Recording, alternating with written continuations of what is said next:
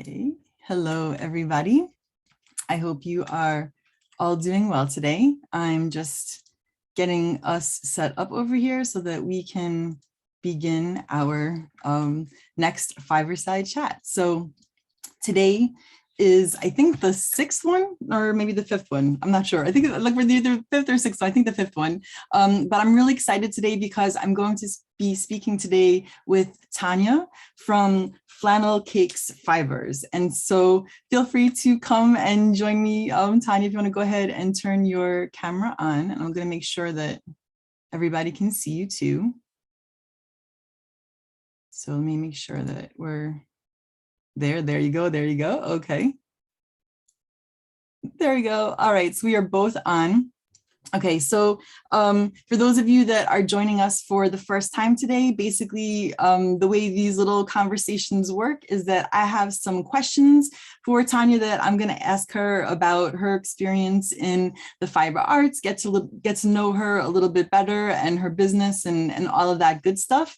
And then at the end, when I'm done asking her some questions, I'm going to go through the comments. So feel free, if you're joining us during the live, to put any questions that you have for her, and then I'll read them off to her so that we can, see what you guys are curious about. And if you're watching the recording of this, you can also come back and put your questions in the comments and just tag us, and we'll be able to see it and answer them. Okay, so without further ado, let me introduce. So Tonya, so hello and good afternoon, and thank you so much for joining me today. I really appreciate it. Well, good afternoon to you and to everybody in Waffle Land. I'm really glad to be here today. And I'm really looking forward to what questions you have for me. Okay, well, my first one is going to be where did you come up with your business name? Where does that come from? Because I think it's such an interesting name and creative name. Okay, so I am originally from Appalachia, in the Kentucky part of the Appalachian Mountains. And in Appalachia, we have everything's called something different than you all call things. We have our own dialogue and dialect, and flannel cakes are pancakes. That's what we call them because they kept you warm in the winter. So they were flannel cakes. They were a warm hug. Well, our family, it's Saturday morning. My husband gets up and makes pancakes for the family. It's something that wraps our family in a warm hug, brings us together. And when I decided to open my business, my daughter said we should call it flannel cakes because we'll wraps people in warm hugs. Well, and I thought that was a really great way of looking at fiber arts and how it connects people. So the name stuck. Well, that's awesome that it's not only representative, like you said, of the dialect and where you're from, but also that your family was able to have this connection with your business, and that it seems like that sense of community and that hug and that warmth is also not only representative of the name, but also your business as well, and like you as a person as well. So I see there's lots of colorful things behind you. Can you tell us what those colorful things are? Because I'm all about color. I'm all about color, and I actually hunted up as I was trying to make a way. I have flyaway coming up in a month and spring break coming up in 2 weeks. I didn't look at the calendar well. So this is not indicative of what the studio looks like, but this is indicative of what the dye studio looks like. And everyone asked me about the sense of color and why everything's so colorful. This is the only way I can describe it. This is my grandmother's. She was a hand quilter, pieced everything by hand. And this is what she thought matched. And this is the person who taught me craft. Just to her credit, though, I do think that it's also, very like generational and time period, right? Like we tend to have these color schemes that tend to go in times, like there's obviously like a color of the year and all of that. So when I'm looking at that green and yellow, like that is the color that my grandmother's wallpaper was in the guest bedroom that I would stay in. So I could easily identify that as a grandmother color palette. Exactly. This is where I got it from. Most of my family likes everything to be beige and calm. And then there's my grandmother and I. So when I started dyeing, my mom's thing was, please make it match. And I just kind of laughed. So behind me is some of the comb top that I dye. I don't really have any set fiber breeds or fiber blends. If I haven't spun it yet, it goes in the dye pot. I spin it. Oh, that's cool. I sell it. because everything has to be tried at least once. So that's how I do it. And actually this right here is an example of has to be tried once. This is silk lap. It feels like a cloud. So that was my latest jaunt into craziness. That's really textural. So is that the type of yarn that you enjoy spinning? Like you tend to do more of the novelty ones? Because I know you said that's new. So is it a new technique or a new fiber to you? It's a new fiber. Customer dared me to try it and I took the dare. That happens a lot. That's why we now carry silk carrier rods. I was dared. So I did it. And now I can't keep them in stock. So well, what do people use them for? And the reason that I asked this is because when I was polling the group, right, for all of the different fibers that people use and spin and all of that, I was really surprised at the range of fibers. Like, you know, there's definitely more than just sheep, right? So I know that there's like silk and all of that, but I didn't realize when I was like doing my dye experiments, how many different types of silks are actually available to people. Yes, there's lots available to people and they all have their uses. Silk carrier rods. Let's see, I have some. Can you show us right some? here. So for people that don't know what a silk carrier rod is. Yep, I am going to. Silk carrier rod is basically after they spool the silk into a thread. This is what's kind of left. So is that the waste or is that, it's a waste. This is a recycled fiber. This is a waste. They're crunchy. They're brittle. Sometimes you can get little bugs in them, which is so fun to find when you're soaking these, by the way.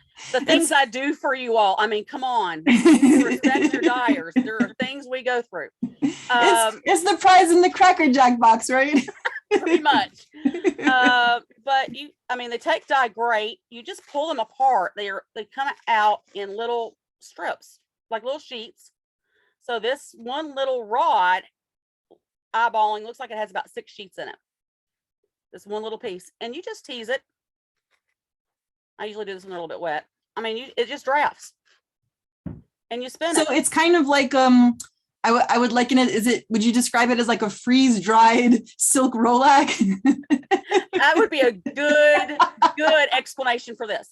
So once it's spun, you have an automatic eyelash yarn. Do you have any samples of that? And if you don't have any on hand, if you have a picture of one that you want to post in the comments after so we can see? I did. Let me look on my desk. Nope, it's vanished.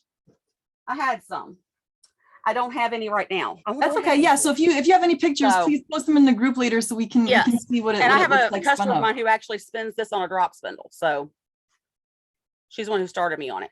But there are lots of different fibers. And I am a true believer in, if we are going to be true creatives, creativity means not staying in your box. You've got to step out of your box. You've got to try different things. I would have never known, trying plant fibers that, this is the finest I've ever spun. And what fiber is that? This is rose and it's 3-ply. Like rose from the bush, like the plant rose? Oh, okay. Rose fiber, plant fiber, right from the rose. So wait, so you harvested it yourself, or is it something that people can buy processed? Okay. Not yet. That is actually the next experiment next summer with the flax farm. Anywho. So is it prepared in a similar way to flax? So for those of you that don't know, I know that there's like a most of the fibers that I get are come in comb top form. So they're very easy to manipulate for spinners. Most cellulose fibers are done similar to how you would ret flax. In order to break them down, and then they're aligned as a comb top. So they just have a different feel. Like pineapple will feel a little bit crunchy but be very fine and can go as fine as thread, and then I could go for hours on it. But I would have never tried these fibers if I hadn't had curiosity to say, hey, what will they do? So and I think that's I think that's a wonderful approach, because so many spinners and just people in general, when they're doing a craft, right, if they whatever yarn they learn on, or whatever wheel they learn on, or whatever fiber they learn on, when they build up the confidence with that fiber, they tend to stick to it. Not maybe, you know, feeling confident, well, I've been spinning wool, I don't know how to spin cotton, so therefore, you know, I'm not going to try it, right? Like, I'm just going to kind of stick in with what I know. But then when you go beyond that comfort zone, not only do you learn the things that you like and don't like, but I think then when you come back to your favorites, you might have a different like approach to working with them, or a different, you know, idea about how to work with them. So since you have all of these fibers that you've experimented with and dyed with and all of that, what would you say is your favorite go-to? If it spins, that's my favorite. Okay. Everyone asks me that question. I really do not have a favorite. I like them all. I think if I really had to narrow it down, it would be the silk category. I love the feel of silk. I love I don't even know the word for it. It's the flexibility, honestly. Like silk lap, it's a cloud. It feels like cotton. It's not cotton, it's silk. You can felt it. You can make jewelry out of it. It's very, very versatile. And I think that's what I like about it. But honestly, it's the challenge of taking that comb top and saying, you will not beat me today. And when you've had a hard day, you can accomplish a little bit of really fine. I mean, your day is golden after that. So if it's a bad day, you're going to see me spinning a lot of silk. Yeah, and it's interesting too, just like how there are so many different varieties of sheep and wool fleeces, you know, like if someone thinks of spinning silk, they might think, oh, you know, it's like one bug or it's like one type, but like there's even so many natural colors. Like I know somewhere in my pile of fluff around me, I have red Erie silk, and it's just this really gorgeous, you know, color that doesn't even need dye, you know, but it's really amazing to me also, like you were saying, the different textures. Like I know, have you ever tried spinning a silk hanky? Like, is that your thing or not? I have spun silk hankies. I'm jonesing to get more so I can dye them. My supplier's been out for way too long, and I'm going to bug them again today. Silk hankies, silk caps, silk cocoons. Well, it's just funny, right? Because like if you spin regular silk, like like if it comes like processed in comb top, then it's obviously very, you know, silky or very slippery, right? But then when you go to spin a silk, you know, like the carrier rod that you were talking about, how you were saying that it was kind of like crunchy and compacted. It's really amazing how the different you know, stages of preparation that they go through in processing the silk, whether you're spinning sari silk that's actually already threads that you're turning into a new thread or a new yarn, or if you're spinning it straight from the cocoon. Like this one. Yep, see that? Yeah. And so it's just amazing to me the range that you can get out of silk. My favorite. Yeah. It's really cool. So I'm glad to hear that you like spinning silk. Is there a fiber that you haven't tried yet that you're curious about, or that's on your next to explore list? Yes, I have yet to do quiviet or bison. Okay.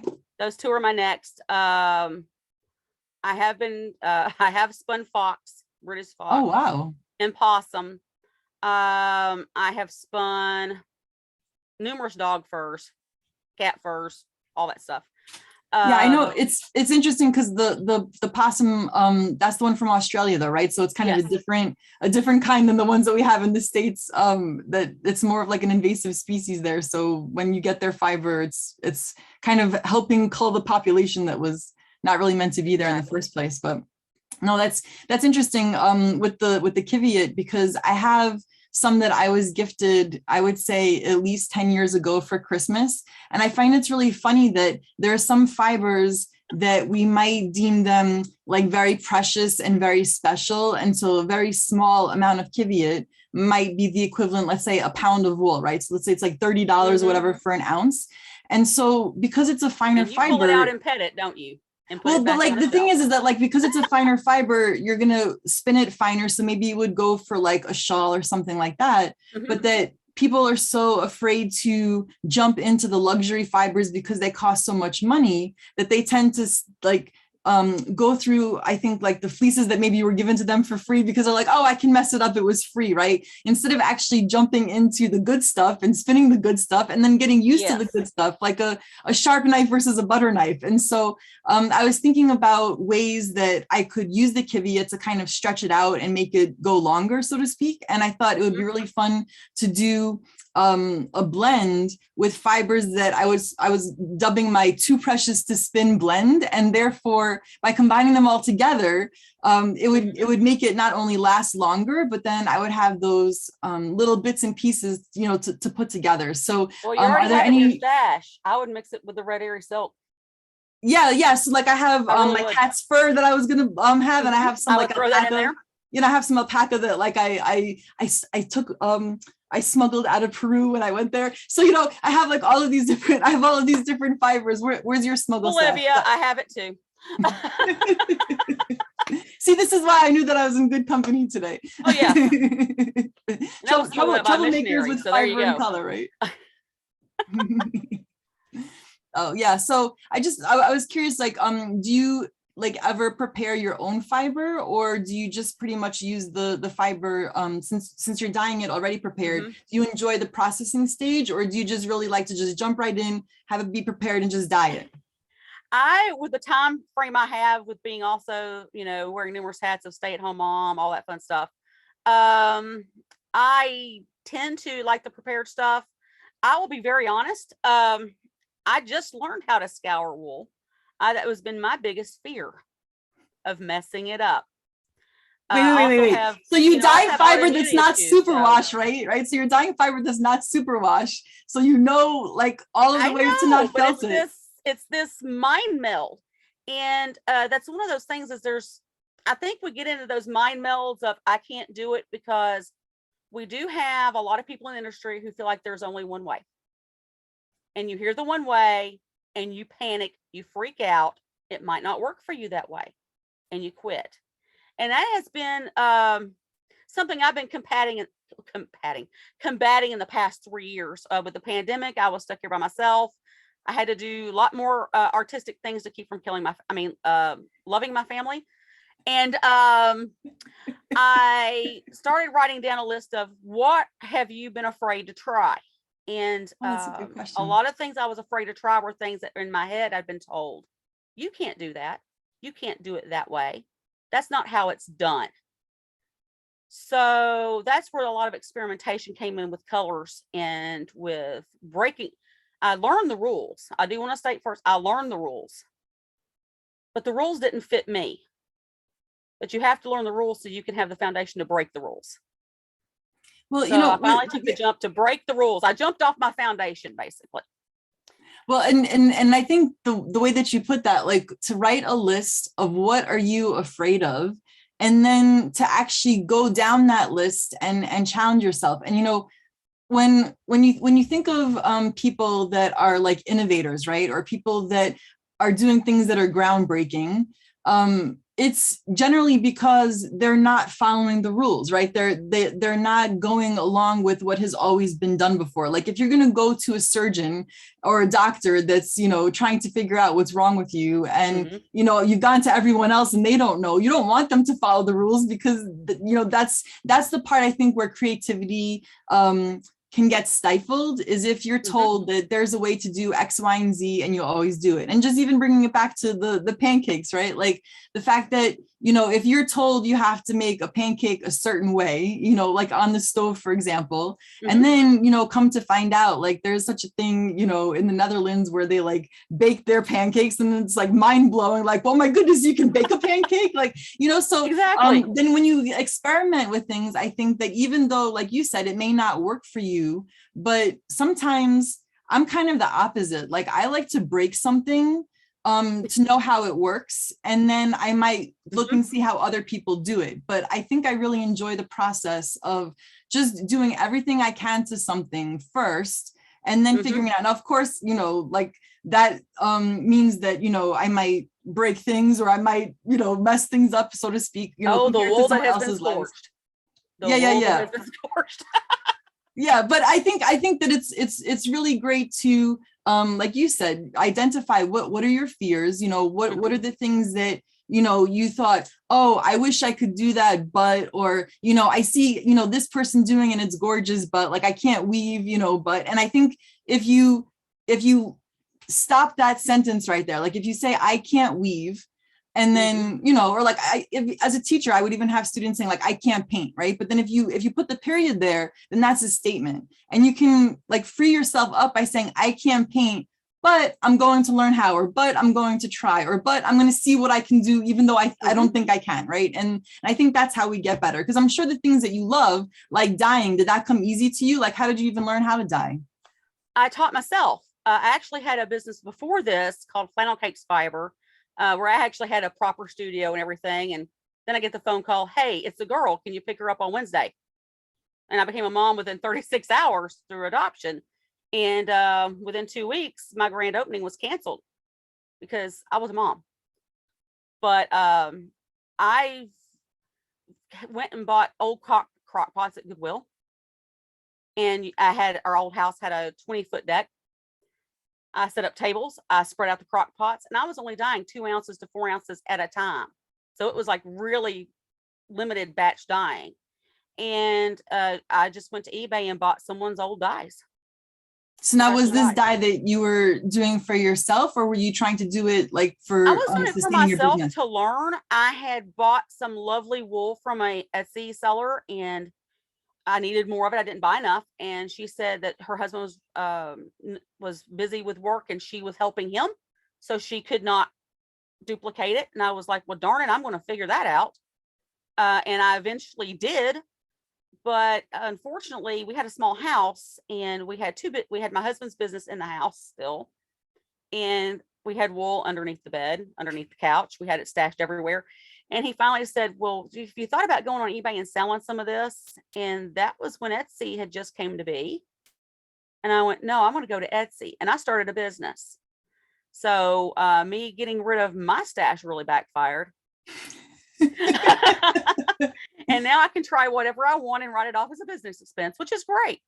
There you go. There are perks right now. I have to ask you though, because I know like people, for example, that really love ice cream, and then you work in an ice cream store, and then you become so sick of it, or like, you are a mechanic and you love working on cars, but then you never have a chance to work on your own car. So do you find that being a dyer and a fiber supplier to other people limits the amount of time that you have for your own like personal spinning, or do you see it more like, I'm going to sample this for myself, but then I'm going to somehow tie it into the business? I've had a little bit of both. Okay. I'll be honest, if it wasn't for my customers, which are now my friends, it's funny how that worked out.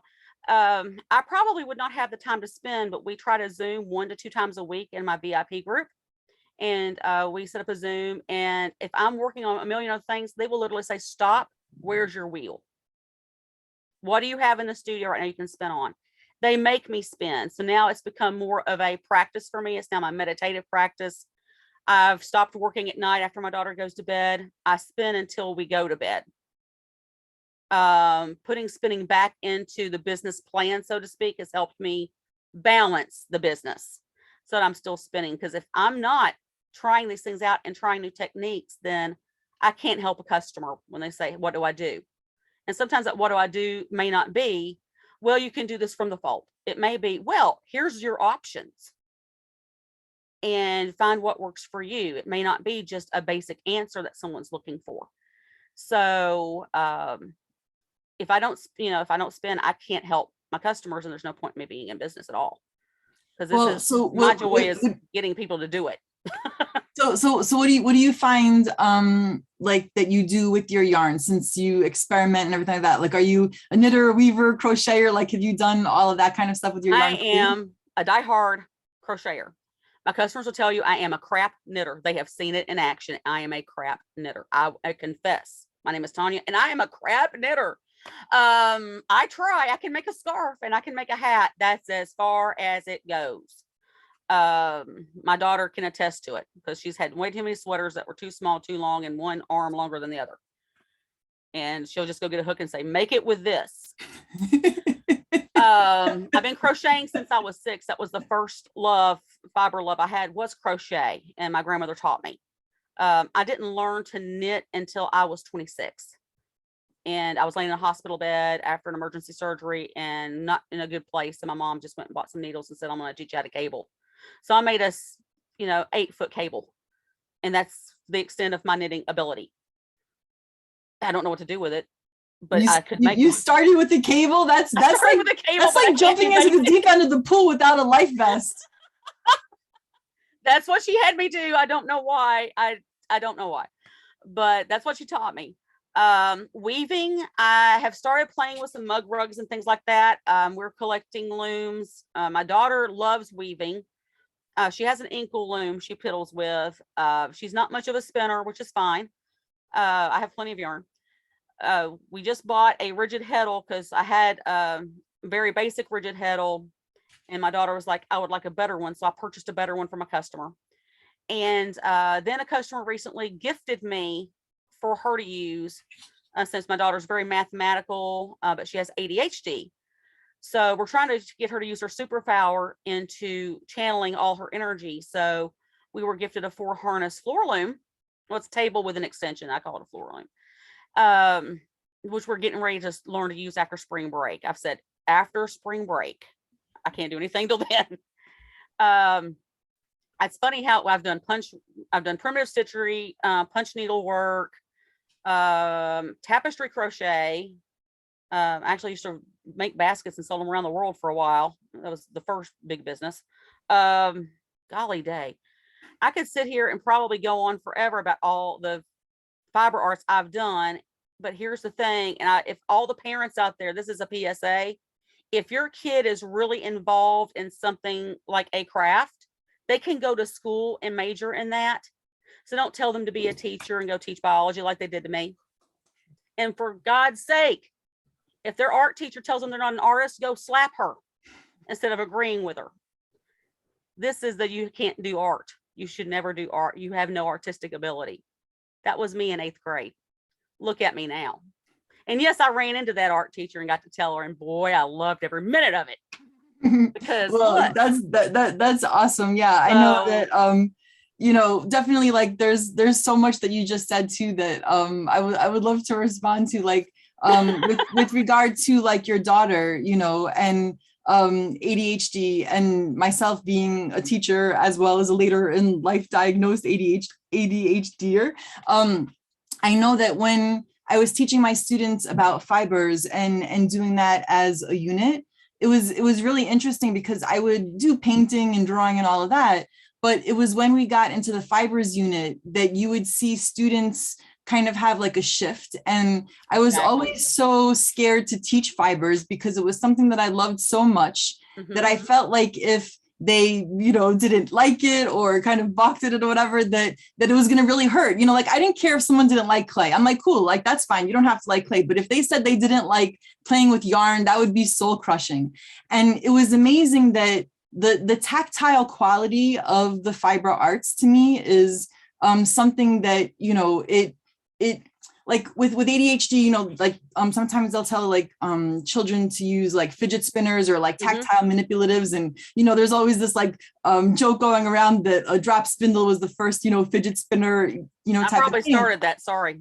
Oh no. But I think that's so valid in the sense that when you get that tactile input, that sensory input into your hands, right, that it does something to your brain that kind of makes it go quiet. And like you said, when you go spinning with your friends on Zoom, that you get into this meditative state. And especially when you have a wheel and you have your body physically going, but you're doing repetition. And I think the fiber arts, especially, with females and like, people born as, I'm forgetting the accurate term here, so forgive me, but like, born as a female, but the idea that we didn't get diagnosed in the same way perhaps that boys did, simply because the hyperactivity part could be your brain and not your body. And so people can't really see all of the stuff that's going on in your brain.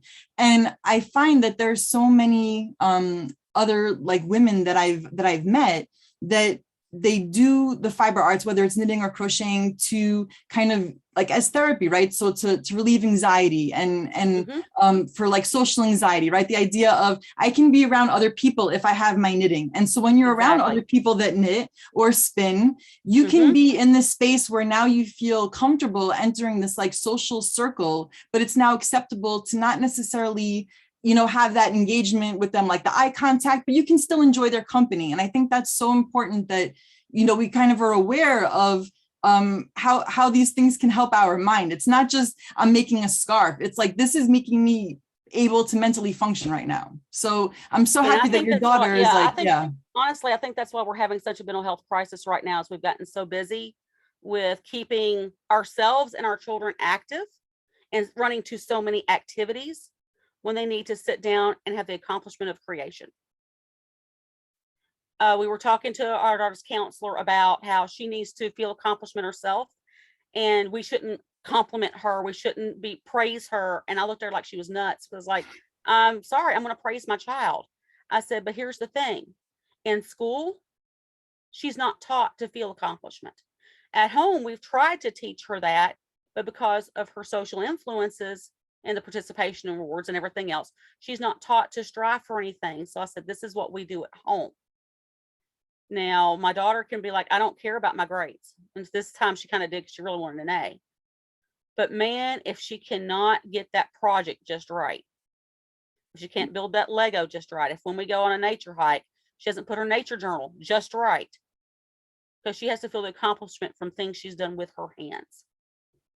We need to put stuff back in kids' hands and not a controller. It needs to be a hammer. It needs to be, you know, we send her out and say, here's some spare wood, here's a hammer, here's some nails. She was driving us nuts during the pandemic. The kid built a stick fort. We have had hurricane winds for different things all year. That stick fort's still standing. She is not. I would love to meet and hang out with your daughter. She sounds like such an amazing person. So it's like, put something in kids' hands, and in adults, we need to put stuff in our hands and stop having it be a phone. Well, you know, and I think that as a coping mechanism for stress, right, we tend to go into these different mental states, right? So like in, you know, back in like cave people days, like if a lion is chasing you, you know, your response to stress is either to fight the lion or to run away from the lion. But there's also the freezing component, right? And that we can feel stuck or frozen, so that if we just stand still like a statue, then the lion is not going to think that we're prey. And I think with all of the bombardment of the things that are going on in the world that we don't feel like we have control over, that can make us frozen and not want to create anymore, simply because it takes too much energy. Like that's like the kind of the talk that we tell ourselves. So we'll be scrolling on our phone because that allows us to kind of tune out or just like go mentally numb. And I think that, yeah, when people say that they don't have time to create, that's not really, you know, like when someone says like, you did this, or like and they put the blame on you, that's not really what they're saying. They're saying like, I'm hurt by something, but they're not like getting to the root of the problem, right? So it's not that you don't have time, and it's not that you don't have the energy for it. It's that you are feeling frozen because of the stress that you're under. And to melt that stress away, if you can't resolve the thing that's causing you the stress, I think the way to do it is to channel that stress, right? And so if you take it and you put it into something that you do have control over, so if you're making something, you know, I know there's so many people that will like make hats for premature babies and then donate them to the hospital. And it's like, just because you're creating with your hands, you can then take that thing and put like positivity into the world for someone else, but it also gets it physically out of your body, you know, and leaving it in your body, it builds up, you know, but making things with your hands and using your body to create, I think it's a great way to kind of take the stuff that's in our head and get it out of our bodies. So I would love to see a picture of your daughter's stick fort too, by the way. Yeah, I need to get a picture of that sucker. Yeah, I'm actually hoping this summer, once we get back from all of our shows, to take some time and try to get some art teachers to the studio. I'm gonna move it outside, because I've talked to a lot of art teachers and they don't want to bring fiber into the studio. They don't really want to bring craft into the studio. And I'm like, you have students there who are not artistic, but they are creative. Well, so you know, I think that's interesting. Like when you say they're not artistic, can you just elaborate? Because I'm an art teacher, so I just really want to understand what do you mean by that? For example, I was told I was not artistic. I could draw pretty well. I put together a portfolio. I was so proud of it, presented it to my art teacher. I didn't have my perspective correct. I didn't have my shading correct. I didn't have this correct. But then after she told me I couldn't get in to the high school art program, oh my gosh, I love the design of your scarf. What pattern is that? I said, I don't know. I created it myself. Oh, that's nice, honey. Well, let me ask you. So with regard to the perspective part and the drawing part, right? It was the artistic. When I think we think of creativity as artistry, and it can be, but creativity is just make it, whatever it is, it is. But we've been taught, I know I was taught, and my daughter has been taught, that art is this set of things done this way, and then you morph it into what's considered art. My daughter is an amazing caricaturist. Her stuff never got into the art, and she said, I'll never be in one of the art shows because it's not perfect. It doesn't look realistic. And I went, who cares? Keep making. Yeah, well, yeah, and see, so to that point, right? The idea of art to me, and this is something that I've always taught my students on the first day of school, the difference in what I think the difference is between art and craft. And let me know if you think I'm hitting the mark here, or if like people are going to start throwing tomatoes at me for saying this, right? But as an art teacher, but as an art teacher, I think that the difference is that craft specifically is a skill. Okay, so like when you are making a dress and you're following a pattern, you need to know the skill of how to cut the fabric, of how to sew the fabric. That requires the skill, and that's craft. And in that, you know, the word craftsmanship, right? So when you have a high degree of skill, then that's a piece that's put together well, compared to, let's say, someone that doesn't have good craftsmanship or whatever, and then there's like, you know, thread sticking out and all of that. But to me, art is when you take that skill, right? But you have to pair it with an idea or some type of personal self-expression. And what I mean by that is that if you go into an elementary school art room or like in the hallway and you see that they were, you know, studying nature, and there's a template of like a leaf and everyone colored it in. So they all look different, but they're kind of this cookie cutter version, right, of like a leaf. Then to me, that's more craft, because you taught them the skill of coloring. You taught them the skill of, you know, going in the lines and all of that. But you didn't give them the opportunity to take the idea that they might have and approach, how do you use that skill? So now that I taught you to color, and now that I've taught you all of that, now I want you to create something that is unique to you. And you can start off with the prompt. So you can say, okay, I want you to create a work of art that is, the prompt is leaves, right? And then everyone goes off using the materials that they now built the skill for to make art. So when a teacher says you're not artistic, but you're creative, to me, that's kind of maybe not the opposite, but it's like, maybe you don't have the skill set yet to accomplish X, Y, and Z, but that's something that you can work towards, right? Like you can work towards learning how to not be a crap knitter if you wanted to. It probably would be a lot easier if you didn't start with cables, just saying. But the idea, right, that if you start off building up your skills, which I think is where most people, like you were saying even before, that you have a fear because in your mind, you really want to make it where it's a high level of craftsmanship. You want this piece to look like the pattern does. But then if you think of fashion designers, they're not trying to copy anybody else. So yes, they need the skill for knowing how to use the sewing machine. Yes, they need to know, how to get the patterns and the dye into the fabric, but they're being innovative and creative and artistic in the sense that they're creating something that never existed before. Now, when that designer makes a shawl pattern, to me, they're making art, right? Because it's never been done before. But then when we follow their patterns, that's, I think, where we're doing craft, because we're like following it, right? Now, here's an interesting question. And I this is something that's really been bothering me for like a long time. And I'm just kind of curious your opinion on this. All right. But as a spinner, I feel like not only does yarn that we make not count as art, right? Like if I spun something that like someone would say that's not art, but it's very difficult as a spinner to submit something as art for the simple sake that if it doesn't count as art in the yarn form, then I have to do something with it. I have to weave with it. I have to knit with it. So if I'm not a pattern designer, right, like I'm going to go see a knitter's or like a design, I'm going to take a knitting pattern and then I'm going to take my yarn that I spun and I'm going to apply it there. But I was trying to submit my, I did this shawl. I don't know if you're familiar with it, but I did this shawl, like the Wizard of Oz themed shawl, where I went down, right? So for those of you that don't know, basically I tried to interpret the characters and I wanted to submit it into an art show.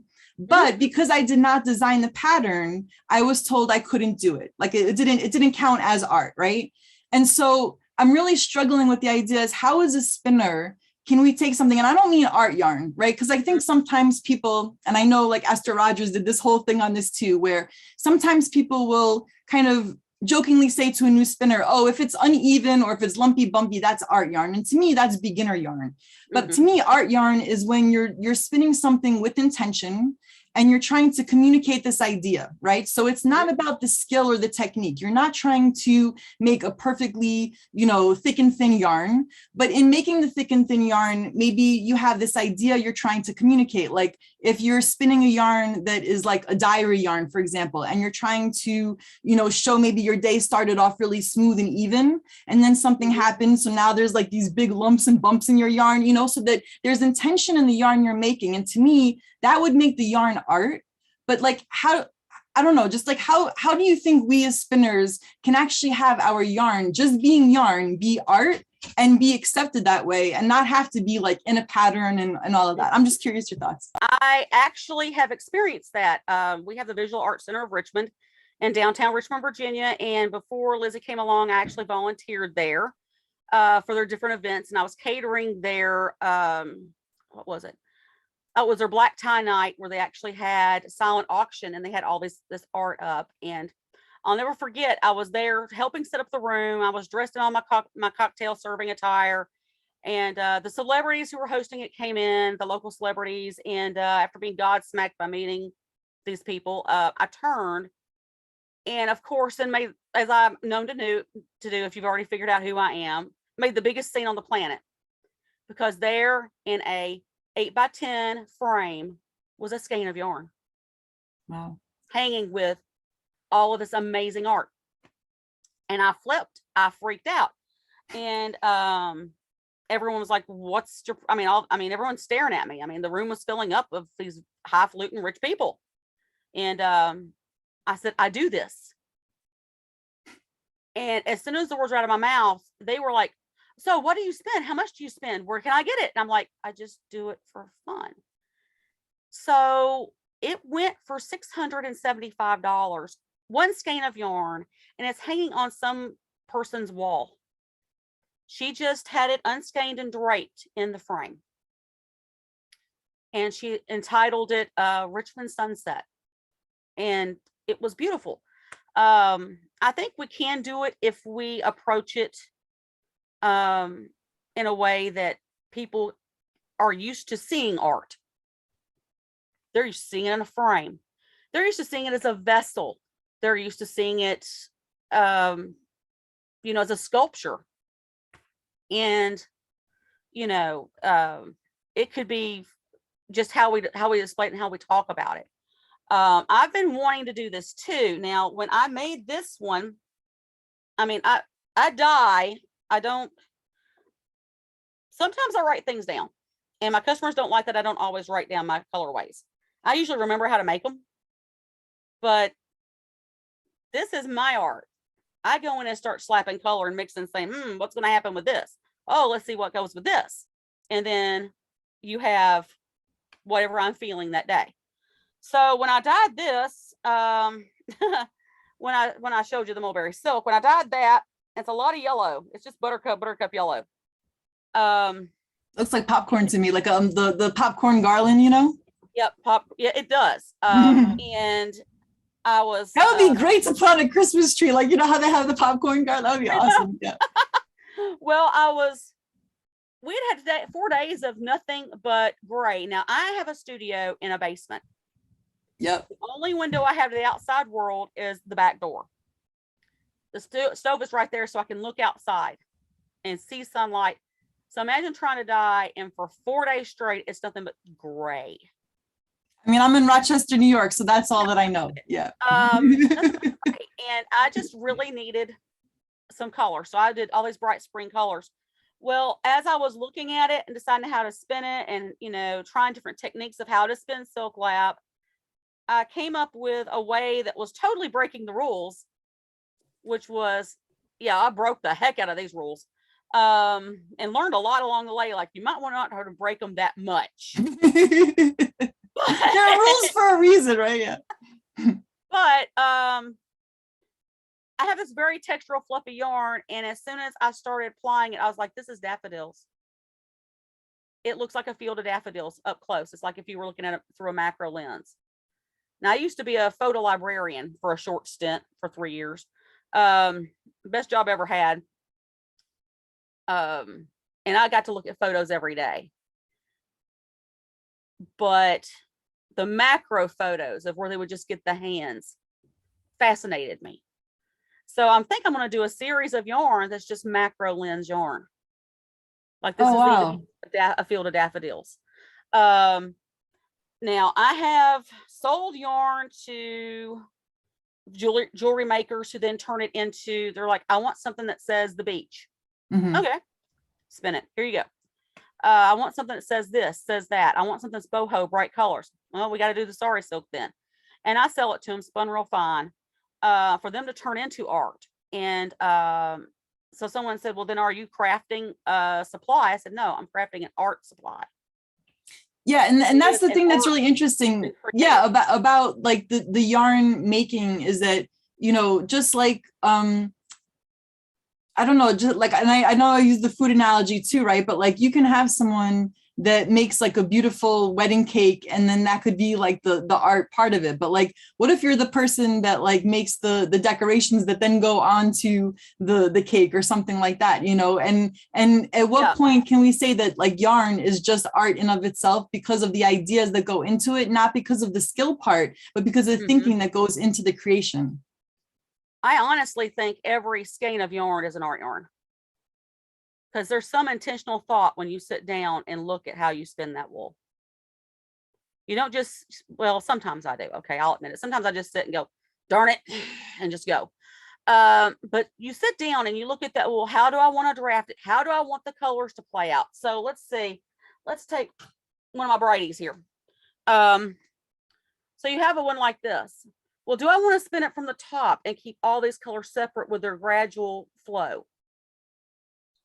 Now, I'm not going to tear this one apart because this is BFL Lotus and I really need this for flyaway. Or I'm going to do that. Or am I going to section out each color and then strip them and lay them out to do a fractal?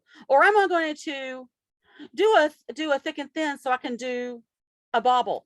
Or do I want to try to do, since it says lotus in it, do I want to try to do a, you know, a textured yarn with some, you know, I call them barbed wire yarn, where I just over twist it and let it kind of catch as I'm applying. How do I want this to look, and what do I want it to be? I think every yarn is an art yarn, because most of my customers are making it. I have one customer makes nothing but art yarn, and she makes it on a drop spindle. I have another customer who is very methodical of, I have found this pattern. I'm intentionally buying this wool to intentionally make this item. And I'm going to spin it to do this. And then she'll go, but this part of the design, I'll be like, do that thick and thin, that section, and break it up. That'll look better. So it's more artistic. And she'll start playing with it. I have another customer who will go get me paint chips and say, I want 4 ounces of each one of these 20 colors. Because I'm going to spin my own rug yarn, and I'm going to rug hook these pillows in this rug for my boat. And I'm like, okay. Every bit of that is someone making art. And it's interesting because I think a while ago I polled the people in the Wool and Fiber Arts group, and I had asked, you know, do you consider yourself to be an artist? And some people were saying, no, I do, you know, my own yarn, I make my own patterns, I do all of this stuff, but no, I'm not an artist, you know. And I think it's there's where people don't understand. Yes, you are. Yeah, and I think that, you know, if I'm using a pattern that someone else designed, but I made the yarn for it, am I an artist? Is that a gray area? Color, color joking aside. But I think if you go buy commercial yarn or indie dyed yarn, and then you sit down and you make it exactly how that pattern is, sure. But if you've spun it so at because when you spin yarn, you're spinning something that has character. You have purposely purchased the fiber for the purpose you want it. You purposely dyed it or had it dyed or bought it dyed for the purpose that you see it as. You've put in add-ins or whatever to make it have your personality. That shawl, my dear, is art. And yeah, and I think certainly send them to me. I'll be glad to straighten them out. Okay, I really needed that, not like a bouncer, but I really needed that like strong arm person to be like, no, this is art. And but it's interesting as like, museums, and when we're talking about like the gatekeepers of art, and who decides what is and what is not art, and how that drives the narrative, right? Because I know that there was another meme going around where someone said, oh, the world is exploding, and there's like a farmer or someone in the foreground that's saying, oh, but I'm just like playing around with my stupid crafts or silly crafts or something. And it was really not demeaning the crafts, but kind of putting it down and not saying, well, this is valuable, and how we see what we do as something that's valuable, and that it's just, I don't know. I mean, obviously, like I'm a fiber artist, I'm an art teacher, I'm a color lover, I'm a spinner. So I see all of the beauty in what we're doing as being something, not like superlative, but like it's better than how most people see it, right? And that also comes from, I think art and craft are like this. I don't see them as this. Yeah, definitely. Because they both have to have each other to survive. Exactly. Yeah. The problem is we have forgotten that. And I even didn't know it. And I grew up 30 minutes from Berea College. I grew up in craft mecca of Kentucky. So, there's that. And it very valued for the economy, whatever, but that still was not considered art. Yeah. Yeah. And when you see things that are made and they have like very similar, right? So like when you're talking about, especially with you as a dyer and customers wanting to have like a similar colorway or like for the consistency of it, there's also this idea of stealing a colorway or copying someone, and that's my signature colorway. And to me, it's like, when you're dyeing fiber, I understand that there are, I'm trying to think of how to describe this, but I know that there are like signature colors. For example, like if you think of an artist like Monet, right? Like you might have colors that come to mind, or if you think of like certain artists, they might have color palettes that they gravitate towards. But I think that what they're doing, they're going to all have their own unique spin or unique twist on it that is going to be that deviation. And so it's, I don't know if you're familiar with Vanilla Ice and the whole Ice Baby, and that controversy that he was copying Queen and it was like one beat off, so is it really stealing or not? Yeah. So it's like, if I'm like one, color off, am I really copying you or stealing from you? And that's just, I don't know, that to me is an interesting way of, I don't know, like, do you pay homage to those dyers that you're, inspired by, or, is it your own creation kind of thing? I follow a lot of dyers, I'll be honest. I think a couple of times my daughter and I have duplicated something that was very close. And I've said, oops, I'm sorry, I duplicated something. I let them know. They're like, no, you did that. So the controversy there to me is, this is where it gets controversial. When a customer comes to me and says, I found this at X person's site, and they show me a photo, can you make it? The answer is, don't ask me. Yes. I will not. Yes. Now, if you want my version of those colors, sure. Yeah. But I'm not going to do it exactly, because that's wrong. Yeah. To me, that's stealing. I have in recent months watched some found some new waffle vendors and bought their stuff. And I then gone and looked at their site. So I'm like, cool. They're dyeing bright and they're using a lot of orange. I hope I inspired them.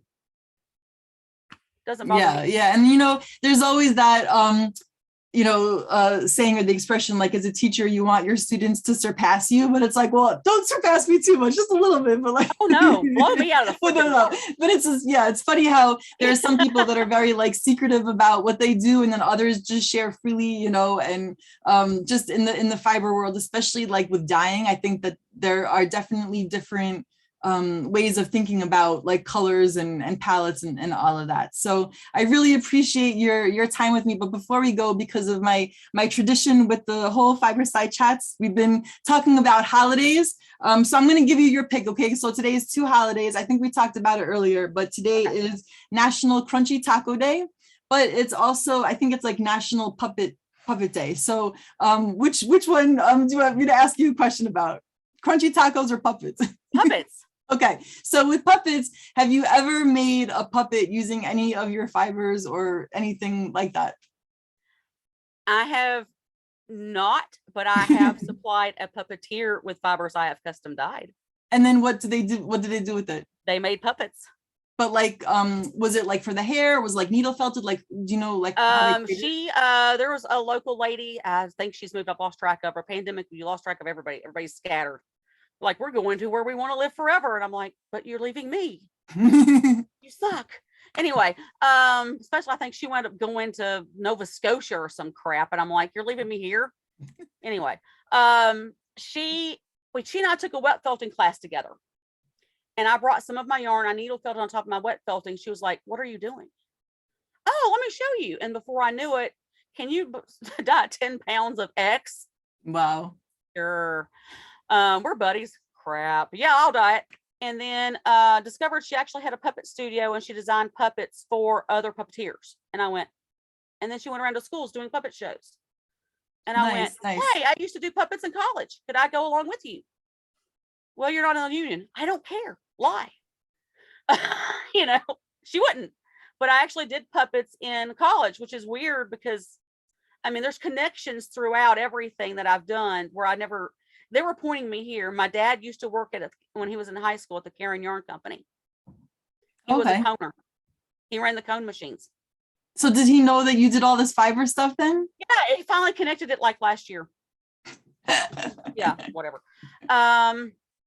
That's awesome. We have the spinners, we have the this, we have the that, we have my grandmother, and then it just kind of goes along.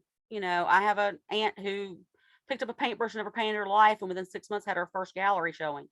Wow. Well, yeah, if you have any pictures of either your college day puppets or of your friends' puppets, I would also love to see them too. If you could post them, if you could post the pictures in the comments, I'm sure that the viewers would also really appreciate that too. So digital, I'm gonna go. Good luck finding them.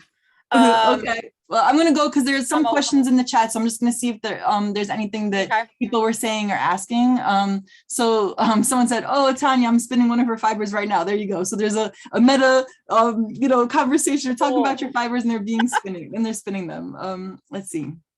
So someone said fiber art processes are very rhythmic. Yes, I definitely agree with that. Let's see. Okay, so someone asked the question, I want to know if she has made a crunchy taco with fiber. That's a very valid question. I have not, but you have just given me a challenge, but give me a little time because I've already got a crunchy schedule. Well, there you go. Or because I'm just going to put this out there, even though it's Crunchy Taco Day, because it's fiber with wet felting and needle felting, potentially you could do a soft shell taco. That's very true, but with paper, it's high in fiber. I know how to make a hard shell. Well, yeah, so you could make a soft shell taco and you could use the corn fiber, right? So is it Ingeo or Ingeo? I have some Ingeo actually, and I can actually, and I still have some powder paw somewhere, so I could actually harden it. Okay, that's gonna be your challenge for us to see what kind of tacos you can. But I might just see if I could come up with a cool colorway that looks like a crunchy taco. There you go. Okay, that will inspire for your next show, please. Yeah. So I think it would be like what, like you'd have the yellow for the corn and then the red for the tomatoes and the white for the sour cream and all that. That would be great. If I was a dyer, I know that different people.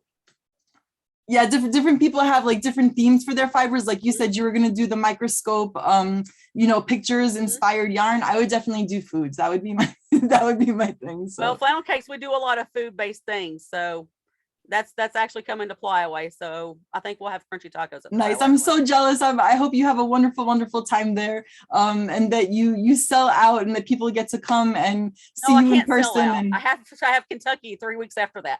okay, so just sell out enough that it was worth going there, but I have can just enough Kentucky in 3 weeks. inventory. Yes. Okay, so let's see. Someone said thank you for the fun interview and chat. Our pleasure. And someone said very much identified with the ADHD conversation. I wish I had known about the rabbit holes of fiber arts when I was a kid. Yeah. So yeah, thank you for talking with me today. I appreciate everybody for coming and joining us. And next week at 4 p.m. on Tuesday, so March 29th, I'm going to be interviewing Christina of Faith, Hope, and Love Fibers. So I'm looking forward to that. I hope you'll be able to come and join us. And if you came in later in the interview, the video will be up in the group. So you can just go ahead and do a search for hashtag Fiberside Chat. It's going to also be on the Wool and Fiber Arts YouTube channel. So I'm going to go upload it in a minute. And for everybody else, I hope you all have a wonderful rest of your week. And thank you so much, Tonya. You were an amazing guest. I love talking to you today. Thank you so much. Anytime. Thanks for having me. All right. Take care, everybody. Have a great day. Bye. Bye.